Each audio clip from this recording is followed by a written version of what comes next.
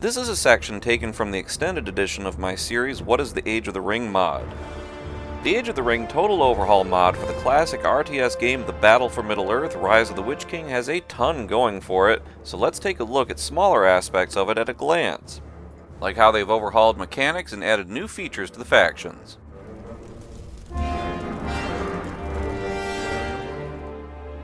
Age of the Ring has overhauled pre-existing mechanics that have always been around, such as the attribute modifier system of buffs, leaderships, spells, and debuffs, to be streamlined and far less convoluted. No longer are players limited to Vanilla's clunky and outdated system of one buff, one leadership, one debuff, and typically only one spell stacking. Now all such attribute modifiers stack without limit, including rare ones such as speed, trample, and poison, freeing players up considerably in terms of creativity and team play dynamics for some incredibly potent combos.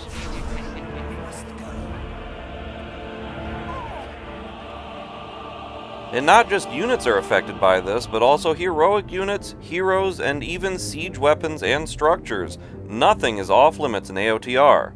And while AOTR may not be the only mod to overhaul this system, it is one of the few in which it makes the most difference for competitive gameplay, and single player or especially co-op skirmish games alike.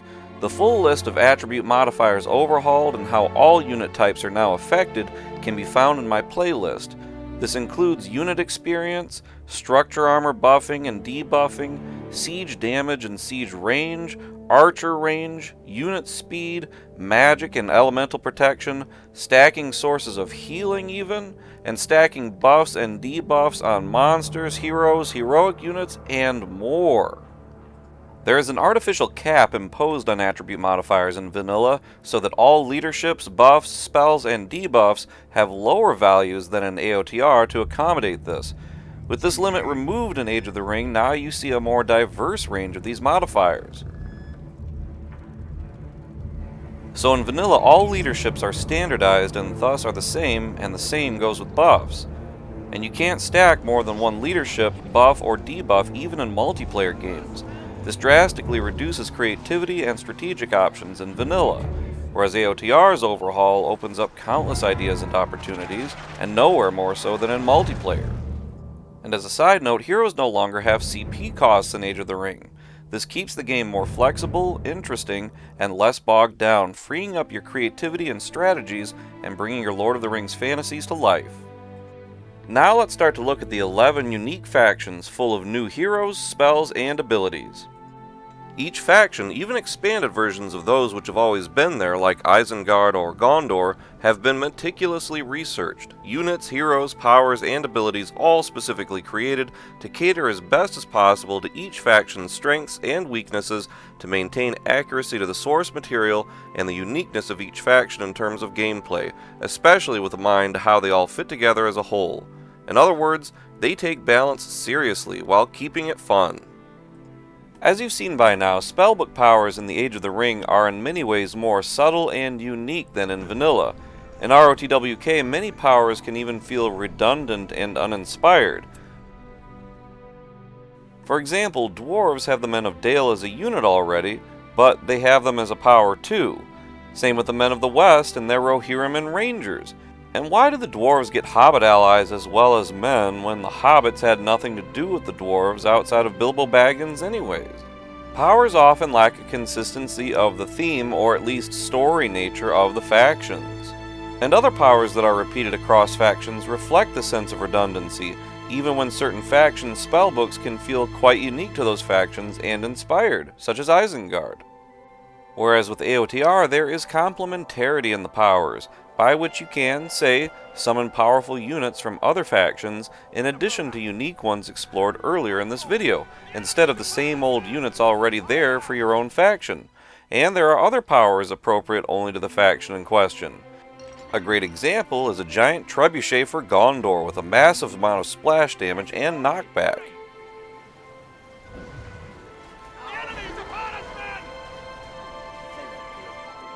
Or the all-too-appropriate power with Rohan to permanently transform your infantry into cavalry.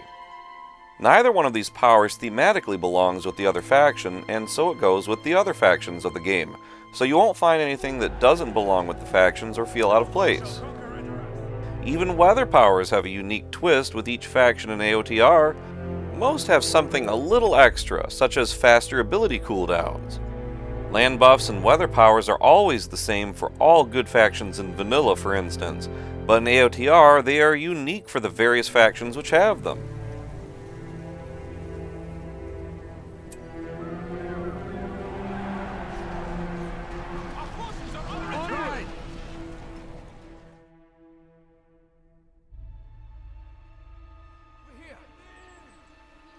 Cast them back into the earth!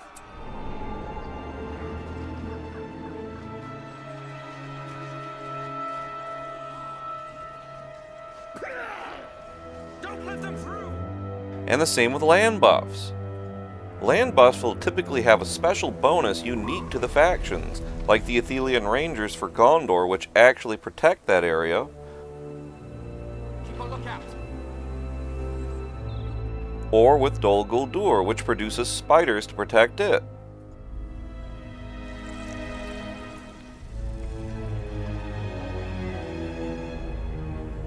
Don't get lost!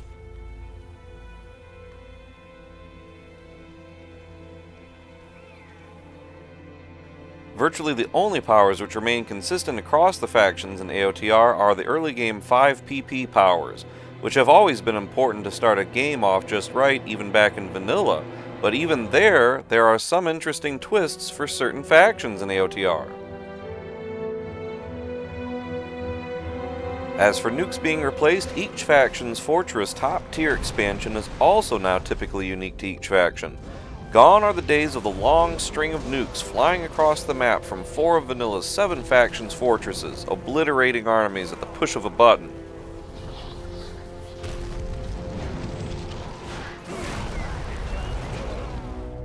Now, there are more subtle but still powerful fortress upgrades like AOTR's Wizard's Tower that reflects Saruman's will guiding a specific part of the army, providing permanent buffs to an already sizable modifier stack.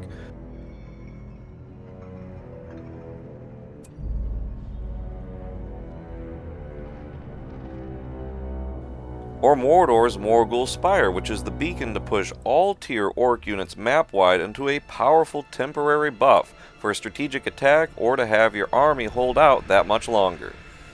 Getting rid of a ton of vanilla's nukes in this kind of way helps to maintain a better sense of flow and progression in the game while still feeling fun, powerful, and well-earned, but above all, authentic to Middle-earth. They've also expanded on the kinds of units available.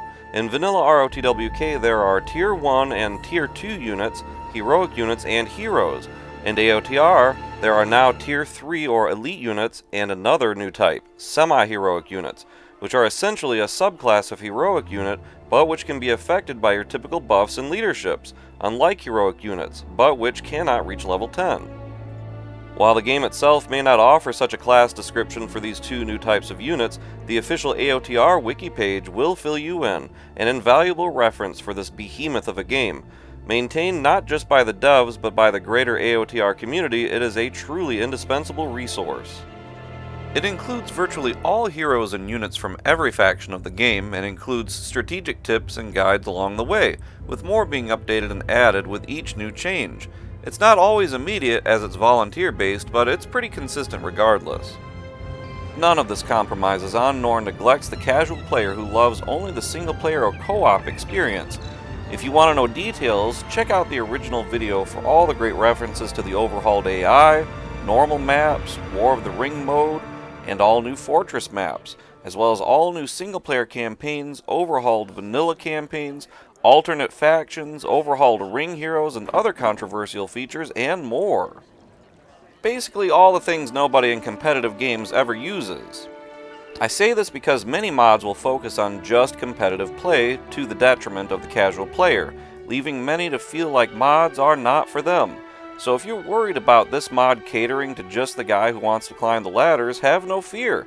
Age of the Ring accommodates all audiences to make the entire game overhauled for all player types, whether you're into the competitive crowd or the casual gamer. If you haven't already, by the way, why not download this amazing mod? It's fast, free, and as easy as one click. Download link is in the description, and I have a great installation guide on my channel here.